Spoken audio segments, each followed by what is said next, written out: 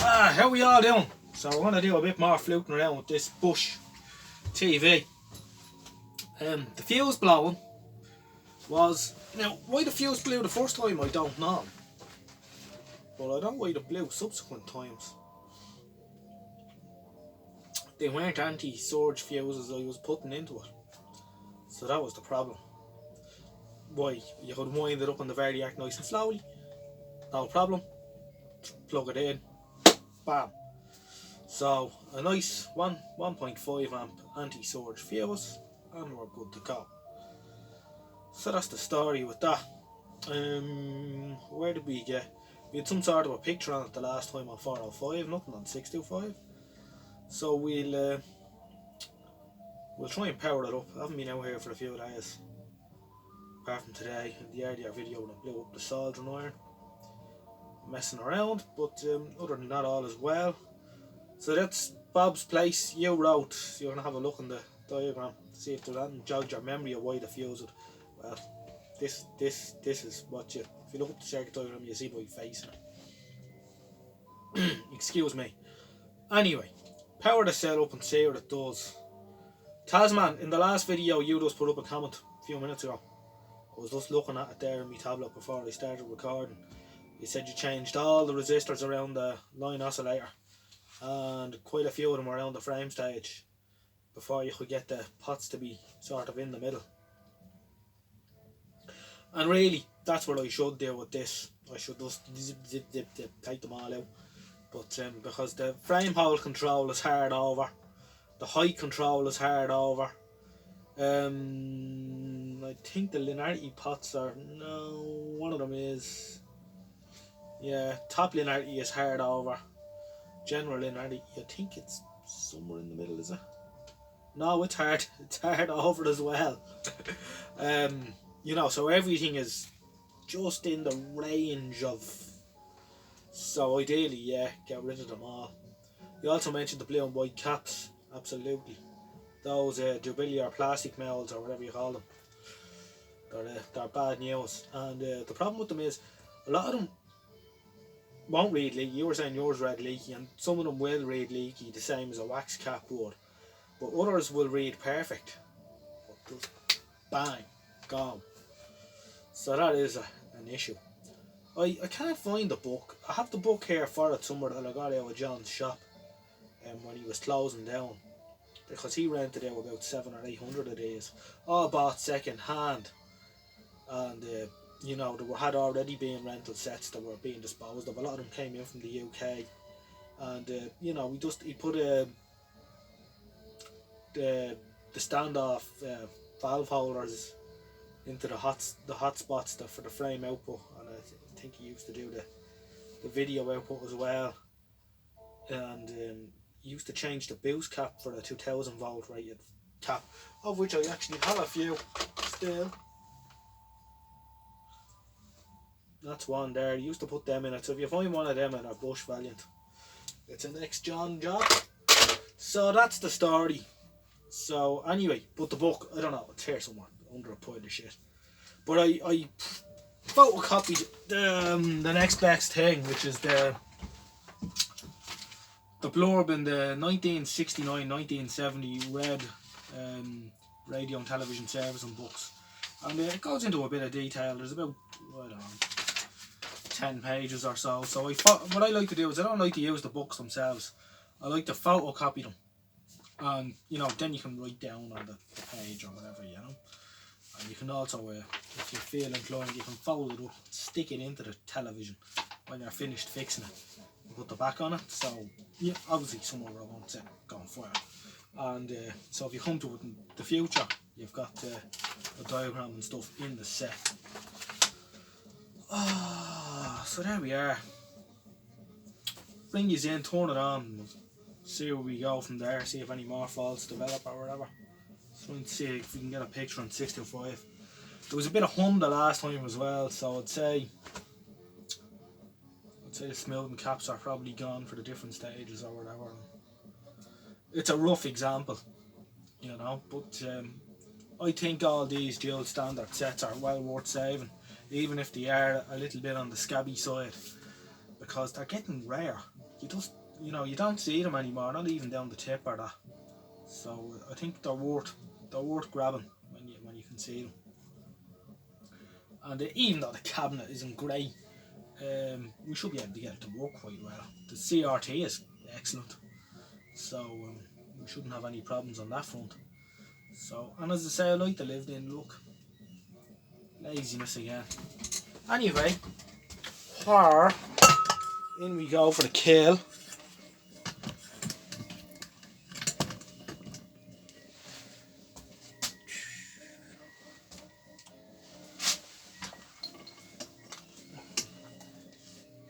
So we're in the safe block. Switch on.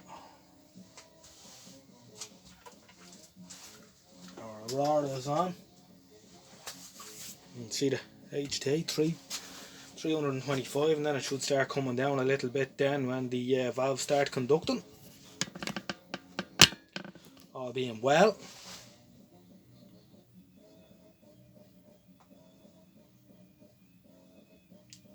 Come on, you can do it.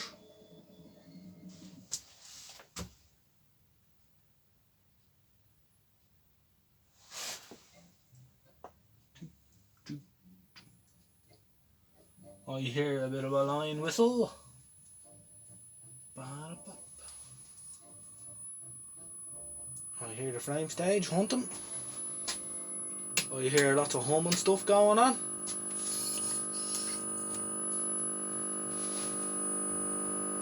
I hear lots and lots of hum.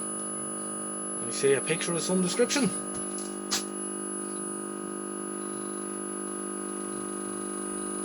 It's like a bloody projector. Come on. Right. A hard over with the pot.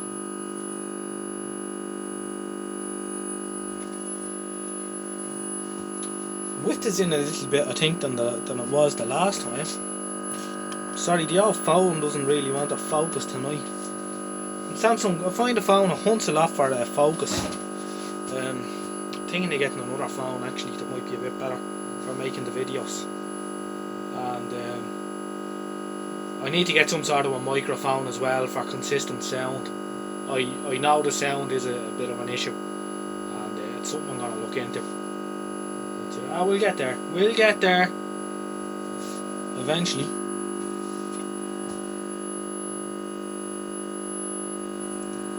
Alright, let's go for 625 action.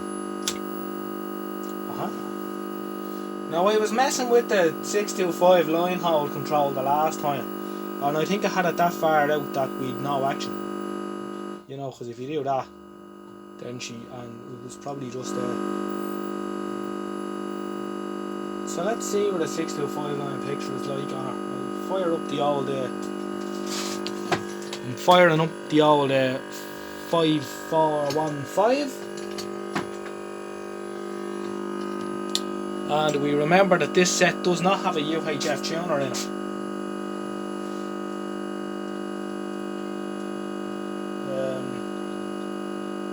Even though it says on the cabinet that it has a UHF tuner, but the most likely life that this television led was, it was probably a rental set, and it was probably hooked up to a thing called Cable Link in Dublin, which was a VHF only cable TV.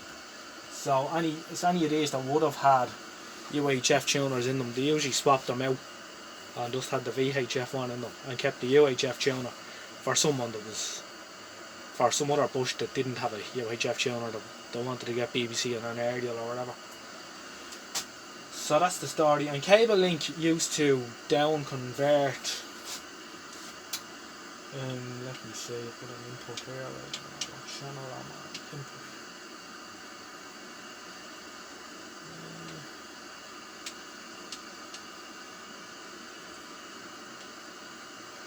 They used to they had a big aerial setup, and they would down convert, redistribute the BBCs and ITVs as well as RTE 1 and 2 with their cable system, and I think they had their own station as well, you know, showing films and things, but I could be wrong, I wasn't around. So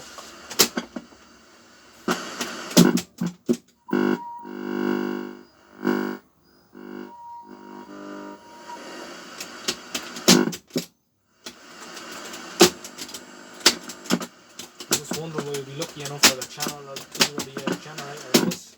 I don't think so.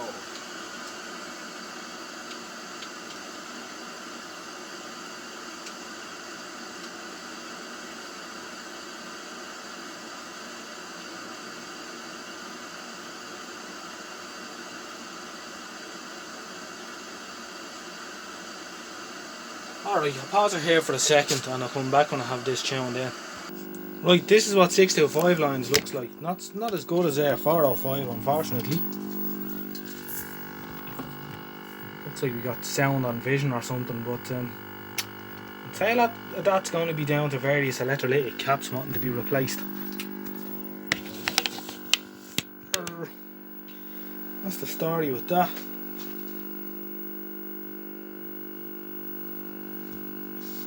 What is the story with that?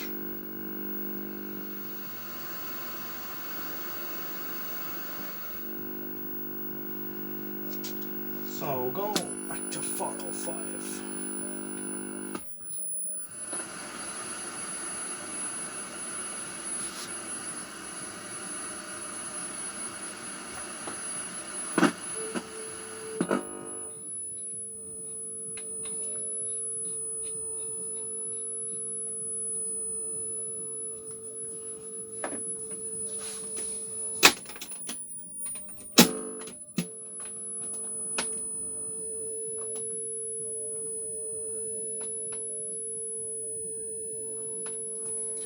Not a bad picture at all on 405. Quite good. A lot of the hum bar coming into it there now. You know, that's quite acceptable really for what it is. You know, considering the set was yanked out of a skip. But I think we'll have a look around at a few more of those resistors and start changing them. See if we can get some of the pots to line up in the right positions.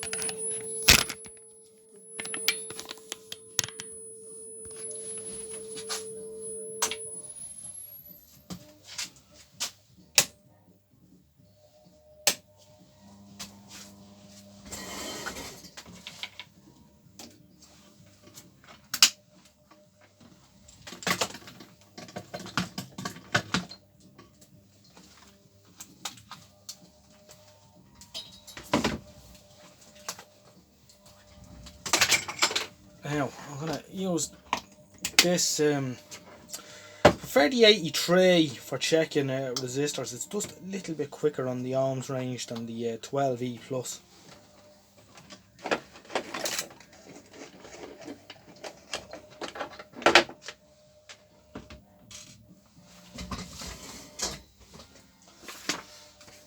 So let's have a look at the diagram and we'll see which resistors I have replaced so far, and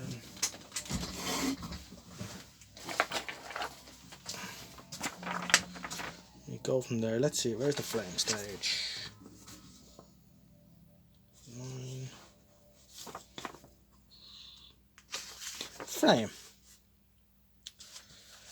Okay.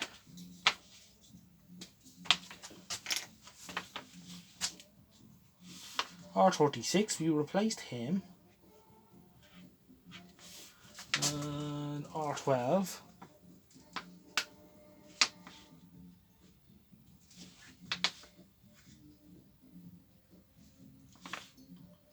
Where is R12 hiding?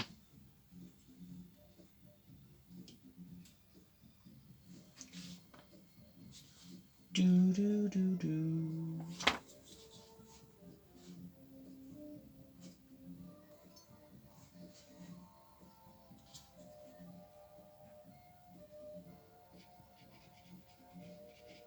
R12 is a 33k, so we've replaced this resistor here, and we've replaced this resistor here.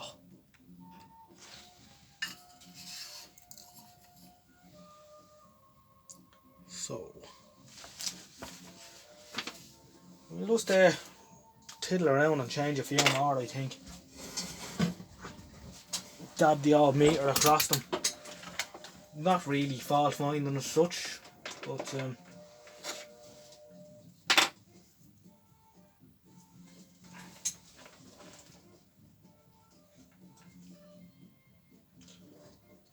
see if we can get the line hold control into a more reasonable position. Well, let's have a look at the line hold control on the diagram. Let's see what's around it.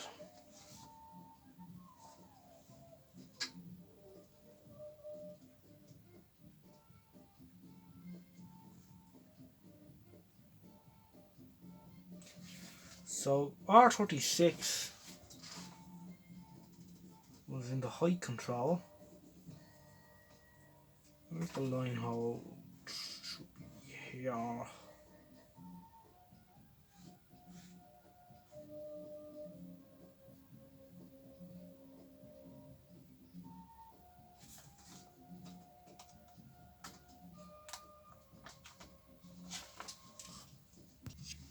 Okay, I was starting to ramble to myself here, so I paused. Okay, so here's the line hold control here. I changed to 33k here, and on the far side of the of the track we have 180k or 311. So we'll measure that and see how far that's out. I'm going to say it's out quite a bit. So 311 should be 180k.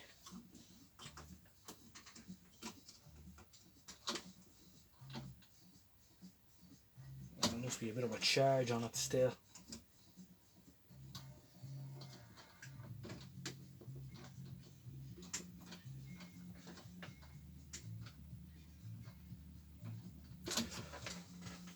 I'll tell you what, we'll take it out. Measure it.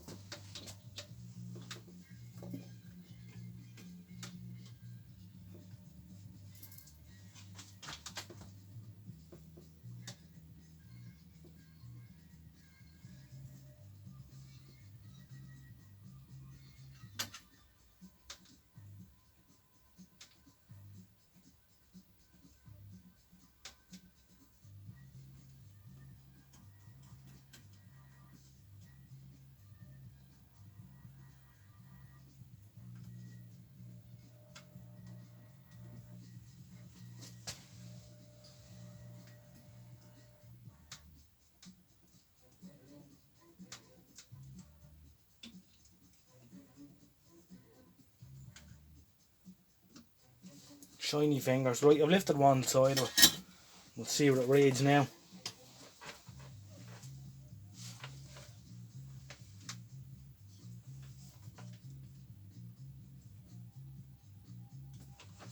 What am I doing? 246k, so it's gone up quite a bit. Alright, I'll get a 180k. Right, I couldn't find a 180k resistor, but I found I put two 330s in parallel. So that's around 165k. Well, it would be. And they read just on 170k with their tolerances. So close enough. We'll power it up again and see what it does. Just I haven't touched the controls or anything now, so I'm interested to see how far the line hold control will be out. As I say, I think that one that I took out was what was it, 240k or something, so it was out quite a bit. And you know, ideally in a television you could just, these resistors are always so far out, these ones with the little end caps on them, that you could just nearly replace them all. Yeah, 246k.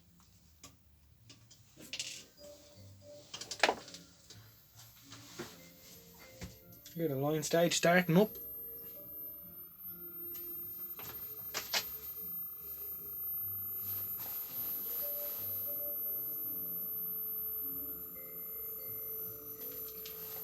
Turn off the light so we can see it.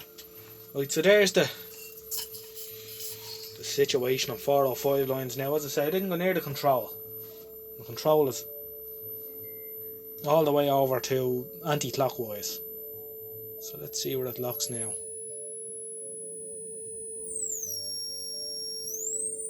That's bang on in the middle. Is it? Yeah, more or less. That's more or less in the middle there, locked. So that's the line oscillator situation sorted out anyway. On 405. I wonder how far it is out on 625. Because there's a resistor or two associated with that as well. If we look at the sheet, which I threw there on the meter.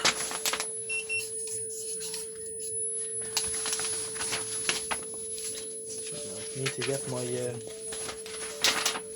highlighter now and mark that one off as well. It's just an easy way of keeping track. As I say, this is why I photocopy the sheets out of the red book when I'm using them, or even for any service manual. I'll just photocopy them. So we've changed him too. So on the 625 line control, no, there is no resistor. That 180k resistor is across the 625 line control. So it gets switched. The switch goes across the 180k. Oh wait, I'm not even on the camera here. Sorry. The switch, the 180k resistor is switched out on 625, and then that control comes in. So that's not going to make any difference to the 625 line position. But I didn't actually check to see how far it was out on the 625, so I'll do that now.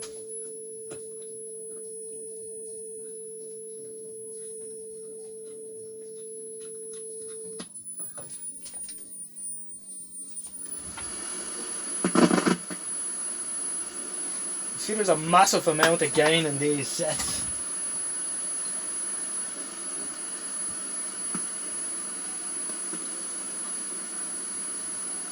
Loads of snow. That's why they were so well liked by the rental trade here. Not only for their ease of serviceability, but they had massive gain for getting the BBCs. Whirl.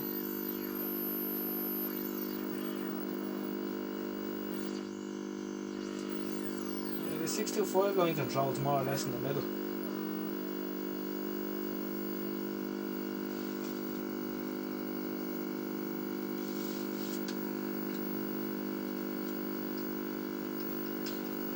Back to 405.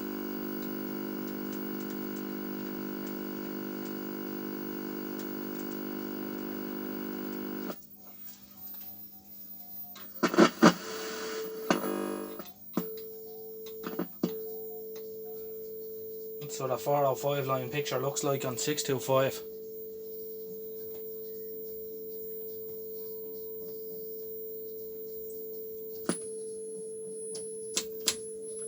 And we've quite a bit of home as well. Anyway, I think I'm going to leave it at that for tonight. We have it going now. Another resistor changed, so we'll keep going at it tomorrow maybe. Alright, all the best for now and take care. Good luck.